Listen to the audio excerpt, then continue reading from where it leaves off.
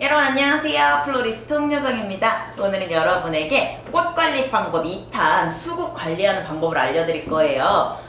대한민국 여성분들이 좋아하는 꽃 순위가 있는데요. 그 중에 절대 빠지지 않는 언제나 탑 클래스를 차지하는 친구가 있어요. 바로 수국입니다. 수국이요, 이렇게 한 송이만으로도 풍성한 느낌이 있고 되게 컬러감도 지금 저는 이렇게 대표적인 화이트는 아니지만 밝은 톤과 그리고 핑크톤 그리고 이렇게 그린톤을 준비를 했는데, 이거 이외에도 보라색이라든지 파란색이라든지 아니면 다양한 종류의 핑크 색깔부터 시작해서 결혼식에는 절대 빠지지 않는 꽃이 바로 또 이 수국입니다.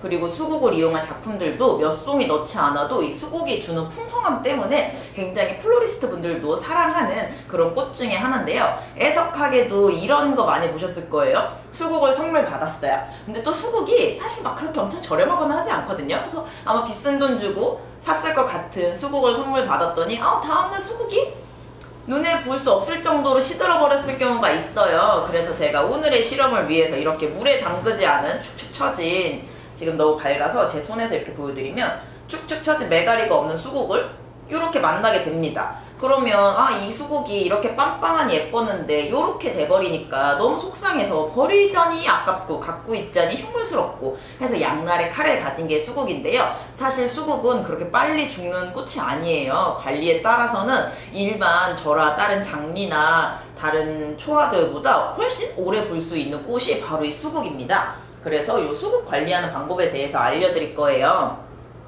일단 수국은요, 우리가 물 숫자를 써서 쓰는 그 수국이 맞아요. 그래서 물을 굉장히 좋아하는 친구인데, 다른 장미라든지 이런 친구들은 헤드에다가 물을 주면 갈변하는 현상이 일어나는데 수국은 반대예요. 우리가 뿌리로 물을 먹기보다는 머리로 물을 먹거든요. 그래서 이렇게 축축 처진 친구는 어떻게 하냐면요, 이렇게 양동이에 물을 받고 그대로 수정시켜 주세요. 이렇게 얼만큼 있어야 되냐면 얼만큼 시들었는지에 따라 다른데, 짧게는 30분, 길게는 한두 시간 정도 물에다 푹 정말 수정을 시켜주시고요. 그 다음에 이제 물에서 건져 올리시면 점점 빵빵하게 되살아나는 수국을 볼 수 있어요.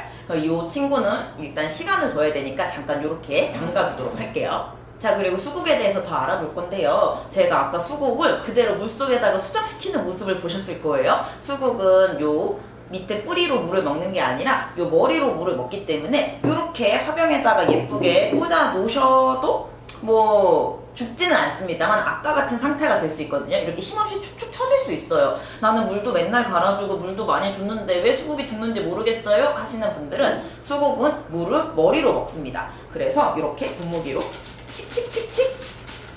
칙칙칙칙 물을 많이 뿌려줄수록 좋아요.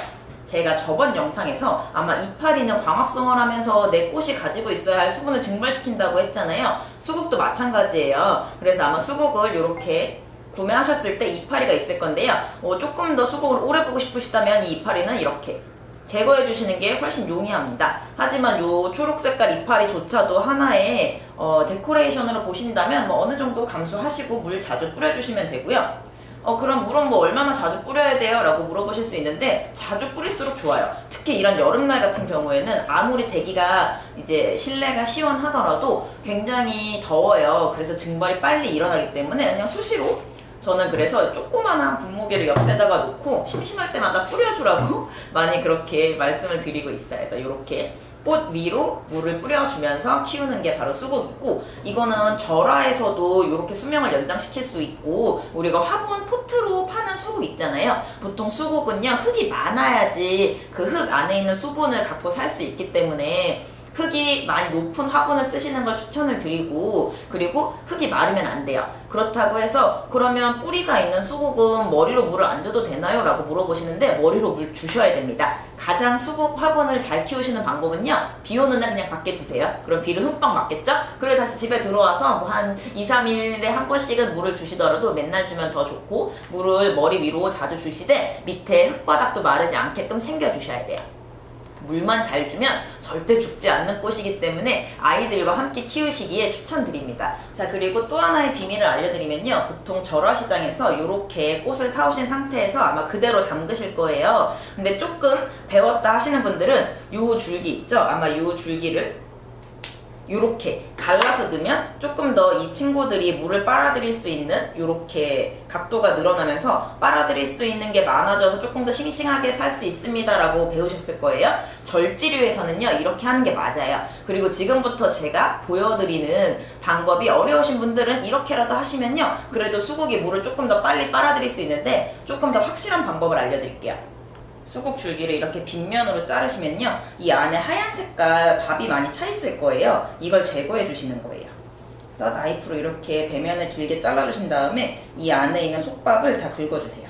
그래서 이 흰 색깔 속밥이 없으면요 우리가 조금 더 이 도간에 꽃들이 물들이 잘 들어갈 수 있다고 해요. 그래서 이렇게 흰 밥을 다 없애주신 다음에 물에다가 꽂아주시면 공기방울이 쫙 빠져나가는 게 보이거든요. 그런 상태로 키우시면 수국을 절화 상태로 조금 더 오래 보실 수 있는 방법입니다.